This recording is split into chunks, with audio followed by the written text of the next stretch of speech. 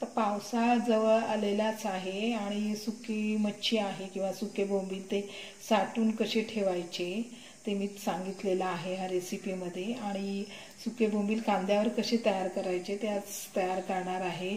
खूप छान चविष्ट होतात आणि असे खमंग आणि झणझणीत असे सुके बोंबील तयार करणार आहे। आणि ही रेसिपी आवडली तर लाईक कमेंट करायला विसरू नका। चला तर मग आता रेसिपीला सुरुवात करूया। नमस्कार, मी पद्मजा, अलिबागची चवमध्ये तुमचं खूप खूप स्वागत। आपण आता पावसाळा जवळ आलेलाच आहे। पावसाळ्यासाठी लोणची पापड तयार करतो, तर आज पावसाळ्यासाठी सुकी मच्छी कशी सुकून ठेवायची आणि कशी साठवून ठेवायची ते सांगणार आहे। आणि सुक्या बोंबलांचं सुकं बनवणार आहे। अगदी हे छान होतं सुक्या बोंबलांचं कांद्यावर सुकं बनवलं तर। चला तर मग आता रेसिपीला सुरुवात। आता इथे मी पहिल्यांदा सुके बोंबील आहेत ते कसे सुकवायचे आणि पॅकिंग कशी करायची ते सांगणार आहे। तर हे बोंबील जेव्हा आपण 1-2 दिवस उन्हात वाळत टाकायचे। पहिल्यांदा जेव्हा उन्हात वाळत टाकता तेव्हा पूर्ण दिवसभर तसेच ठेवून द्यायचे। नंतर दुसऱ्या दिवशी जेव्हा उन्हात वाळत टाकाल तेव्हा त्याचे डोके वगैरे असतात ते कट करून असे छोटे छोटे असे पीस करून घ्यायचे आणि मग दिवसभर उन्हात टाकायचे आणि नंतर मग प्लास्टिकच्या बॅगमध्ये पॅक करून ठेवायचे। व हे पूर्ण पावसाळ्याभर बोंबील असे छान राहतात, छान कुरकुरीत राहतात। कधीही तुम्ही तयार कराल बोंबलांचं सुक्कं किंवा बोंबलांचा कालवण तेव्हा तुम्हाला पटकन करता येतात। आणि प्लास्टिकच्या बॅगमध्ये पॅकिंग केल्यामुळे जसे कुरकुरीत असे उन्हात वाळवतो तसेच ते वर्षभर असेच बोंबील राहतात, असे एकदम छान राहतात। आणि बोंबील हे एकदम फ्रेश पाहिजे। आता इथे मी एकदम फ्रेश बोंबील घेतलेले आहेत। हे अशी ही पॅकिंग करायची आहे हे सांगितलेलं आहे मी। आणि आता मी बोंबलांचं सुकं तयार करणार आहे, त्याच्यासाठी हे बोंबील घेतलेले आहेत। हे असे वाळवल्यानंतर पॅकिंगमधून काढले तरी असे कुरकुरीतच असतात। तुम्ही वर्षभर ठेवलेत तरी ते असेच राहणार कुरकुरीत। आता हे बोंबील आहेत ते एकदम स्वच्छ करून घेतलेले आहेत। आता धुवून घेणार आहे। धुताना पाण्यामध्ये 5 मिनिटं तसेच ठेवून द्यायचे। तर इथे मी पाणी घेतलेलं आहे। हे बोंबील आहेत ते पाण्यामध्ये भिजत घालायचे। पण हे बोंबील अगदी कुरकुरीत आहेत म्हणून पाण्यामध्ये भिजत टाकल्यानंतर 5 मिनिटं पाण्यातच ठेवून द्यायचे आहेत आणि 1-2 पाण्यामध्ये स्वच्छ धुवून घ्यायचे बोंबील। आता ही बोंबील आहेत ते 5 मिनिटं पाण्यातच अशी ठेवून देणार आहे। मग हे बोंबील आहेत ते असे मऊसर होतात। जोपर्यंत बोंबील मऊसर होत नाही तोपर्यंत पाण्यामध्येच ठेवून द्यायचे आणि 2-3 पाण्यामध्ये स्वच्छ धुवून घेते आता बोंबील। तर बोंबील आहेत ते 3-4 पाण्यामध्ये एकदम स्वच्छ धुवून घेतलेले आहेत। आणि सुरुवातीला बोंबील हे आपण प्लास्टिकच्या बॅगमधून काढल्यानंतर अगदी कुरकुरीत असतात, पण ते 5 मिनिटं ठेवल्यानंतर असे थोडे मऊसर झालेले आहेत बोंबील आणि मऊसरच करायचे आहेत, मग ते छान होतात। आणि जितके आता बोंबील आहेत त्याच प्रमाणात मी कांदा घेतलेला आहे। कांदा जास्तच घेतलेला आहे, एक मोठा कांदा घेतलेला आहे। जर मोठा कांदा नसेल तर 2 कांदे घ्यायचे आणि एकदम बारीक चिरून घेतलेला आहे। एक टोमॅटो आणि कच्चा आंबा आहे। कच्चा आंबा नसेल तर चिंच वापरली तरी चालेल। एक हिरवी मिरची घेतलेली आहे आणि लसण थोडं जास्त घ्यायचं आहे। लसण बारीक केलेल्या खलबत्त्यामध्ये थोडंसं आलं घेतलेलं आहे आणि कोथिंबीर। आता बोंबील तयार करूया।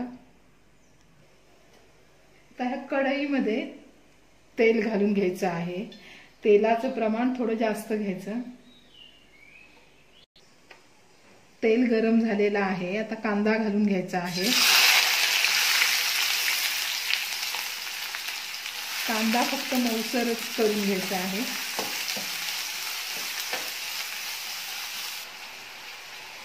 लसण आणि आलं, लसणाचं पण प्रमाण थोडं जास्त घ्यायचं आहे। बोंबलांना वास येतो, मग थोडं लसण जर जास्त टाकलं तर चांगले लागतात चवीला। आणि कांदा सुद्धा जास्त घेतलाय त्याच्यामुळे बोंबील कांद्यामध्ये तयार होतात तेव्हा त्याची टेस्ट छान लागते। आणि कांदा हा फक्त मऊसरच करायचा आहे जेव्हा बोंबील तुम्ही कांद्यावर करता तेव्हा। अर्धा चमचा हळद। कांदा फक्त मऊसर होईपर्यंतच परतून घ्यायचा आहे, एकदम कुरकुरीत कांदा करायचा नाही। कांदा मऊसर झालेला आहे. आता कांद्यामध्येच टोमॅटो घालून घेते. टोमॅटो पण मऊसर होईपर्यंत जरा परतून घ्यायचं कांद्यामध्येच. आता टोमॅटो मऊसर झालेला आहे. आता ह्याच्यामध्ये आंबा घालून घेणार आहे. आता तुमच्याकडे जर आंबा नसेल तर चिंच घालायची, पण चिंचेचं पाणी करायचं नाही. जशी चिंच अखंड असते तशीच ती घालायची आहे चिंच. तर ही आंब्याचा वाटासुद्धा ह्याच्यामध्ये घातलेला आहे आणि एक हिरवी मिरची.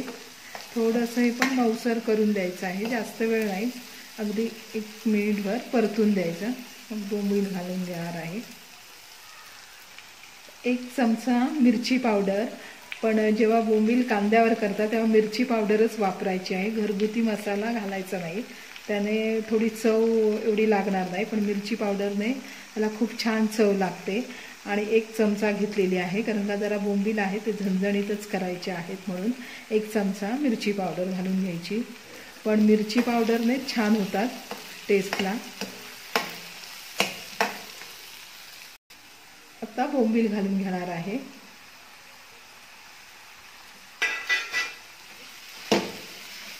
आणि बोंबील फ्रेश असतील तर खूप छान लागतात चवीला हे. आणि आणखीन जर बोंबलांच्या तुम्हाला रेसिपी पाहिजे असतील, बोंबलांचं कालवण किंवा बोंबलांची चटणी किंवा बोंबील फ्राय केलेले सुके, तर कमेंट करू शकता तुम्ही. तर पाणी वगैरे ह्याच्यामध्ये घालायचं नाही, झाकणावर पाणी ठेवून देणार आहे वाफेवर. चवीनुसार मीठ आणि गॅसचा फ्लेम स्लो करायचा आहे. स्लो फ्लेमवरच तयार करून घ्यायचे आहेत. तर गॅसचा फ्लेम स्लो करून झाकण ठेवून द्यायचं आणि झाकणावर पाणी ठेवायचं आहे. हे वाफेचंच पाणी बोंबलामध्ये सुटतं. बोंबलांमध्ये पाणी अजिबात घालायचं नाही. आता 1-2 मिनटं असंच ठेवून द्यायचं आहे वाफेवर. तर वाफेवरचं पाणी आहे ते गरम झालेलं आहे. बोंबील आहे ते जरा ढवळून घ्यायचे.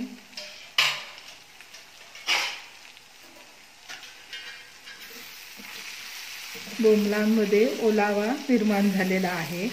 जरी पाणी टाकलं नाही तरी वाफेवरचं पाणी सुटतं आणि छान असे मऊसर होतात आणि कांद्यामध्येच ते बोंबील छान शिजतात आणि अगदी पटकन होते ही रेसिपी. बोंबील आहे ते थोडेसे अगदी किंचित ओलसर करणार आहे, त्याच्यामुळे हे जे थोडंसं गरम पाणी आहे ते अगदी 1-2 चमच घालून घ्यायचं, जास्त नाही पाणी घालायचं. तर पुन्हा झाकण ठेवून द्यायचं आणि झाकणावर थोडंसं पाणी घालायचं आणि अगदी आता 2-3 मिनिटात बोंबील तयार होतील.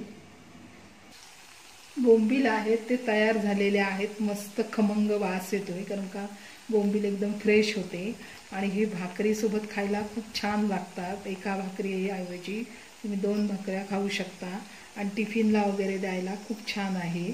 पटकन तयार होतात आणि थोडीशी वरून आता कोथिंबीर घालून घ्यायची आणि 1 अर्धा मिनिट ठेवून देणार आहे गॅसवर. मस्त झालेले आहेत.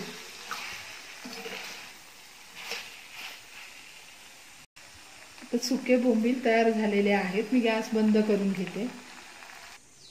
खूप चविष्ट आणि खमंग असे सुके बोंबील कांद्यावर तयार झालेले आहेत. हे भाकरी, चपाती किंवा भातासोबत सुद्धा तुम्ही खाऊ शकता. ही रेसिपी तुम्हाला कशी वाटली हे कमेंट करायला विसरू नका. आणि चॅनलवर नवीन असाल तर नक्की चॅनलला सबस्क्राईब करा, त्याच्यामुळे मला नवीन रेसिपी तयार करण्याची प्रेरणा मिळेल. धन्यवाद.